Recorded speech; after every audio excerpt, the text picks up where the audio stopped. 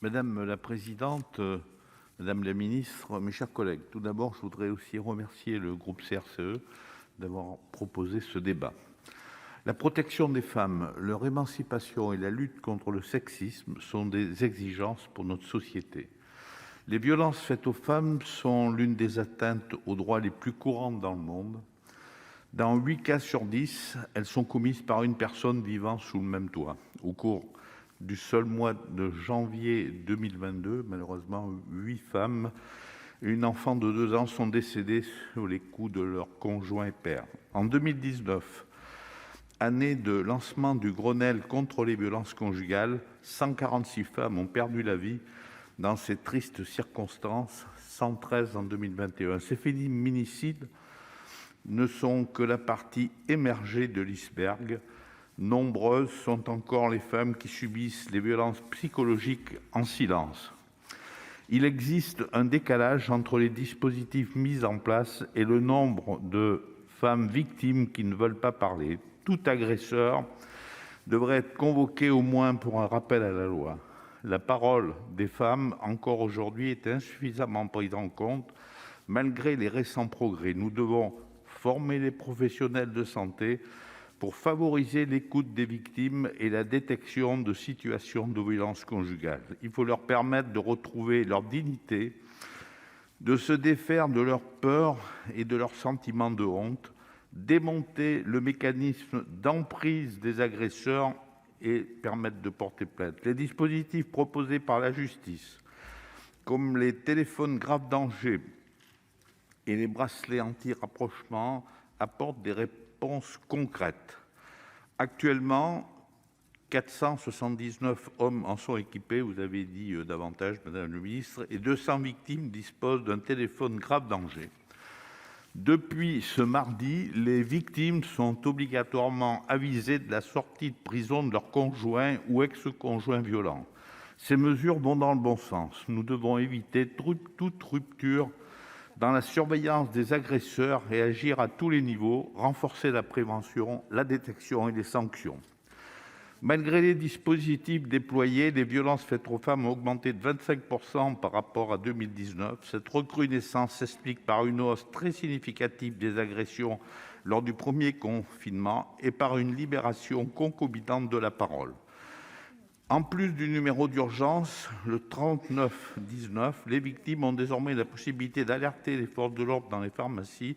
Ce système, inspiré du modèle espagnol, devrait favoriser les signalements. En Corrèze, les crédits consacrés à l'hébergement d'urgence sont très insuffisants. Pour travailler efficacement, nous devons favoriser la concertation entre les associations d'un même département. Les conclusions du rapport de nos collègues Arnaud Bazin et Éric Bocquet du 20 juillet 2020 sont confirmées encore aujourd'hui par les acteurs de terrain. Les outils sont là, mais les modalités d'attribution des crédits ne sont pas suffisamment connues et expliquées. Les financements sont versés sur des périodes trop courtes pour donner de la visibilité aux associations.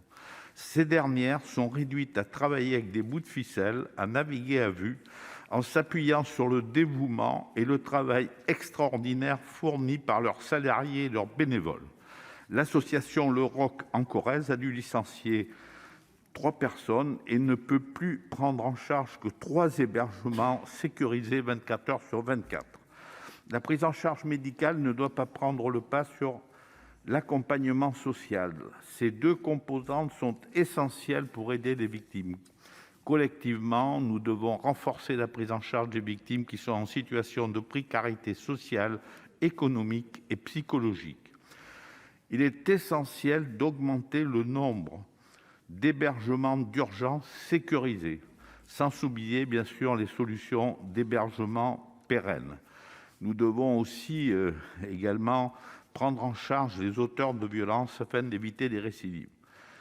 Madame la ministre, nous sommes sur la bonne voie, la parole se libère et de nouveaux dispositifs de signalement et de contrôle sont déployés, mais les violences persistent, aggravées par les confinements successifs. Il faut aller plus loin et actionner tous les outils pour développer une culture de la protection des femmes et des enfants exposés à ces violences insupportables. Merci.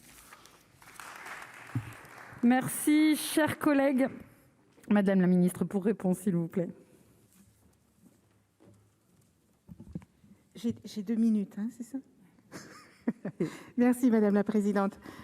Monsieur le sénateur, vous avez mentionné la libération de la parole des victimes, qui est extrêmement salutaire. Moi, je voudrais dire que les victimes, en vérité, elles parlent depuis longtemps. Mais enfin, on les écoute et on les prend au sérieux et on traite leurs paroles. C'est ça véritablement qui est en train de changer. Et je crois que si nous avons une augmentation aussi importante de 33% des signalements, c'est parce que, à la suite de la libération de la parole sur les réseaux sociaux en particulier, des politiques publiques qui sont mises en œuvre et du travail que font les associations depuis des années, les associations féministes dénoncent ces violences sexistes et sexuelles, et bien maintenant, les politiques publiques s'en sont également saisies et nous arrivons à voir de plus en plus de victimes parler, y compris pour dénoncer des faits qui ont eu lieu il y a 6 mois, il y a 2 ans, il y a même 5 ans. Et ça ne peut être que salutaire dans notre société et il faut continuer dans ce sens-là. Je voudrais également mentionner, vous avez parlé des associations, je voudrais simplement vous dire que depuis que je suis arrivée l'année dernière, il y a eu 40% d'augmentation du budget de mon ministère. Et en 2022, 25% d'augmentation de budget.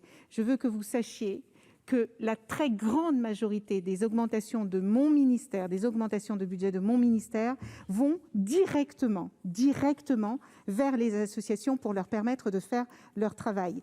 Je déplore un peu, la semaine dernière, j'entendais une présidente de la CIDFF qui disait qu'il n'y a que des paroles et il n'y a que des paroles et pas d'actes.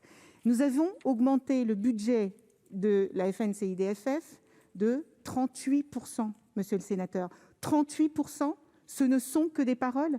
Donc je pense que certaines personnes ont du mal à quitter leur costume politique, mais ce sont les faits et les actes qui comptent.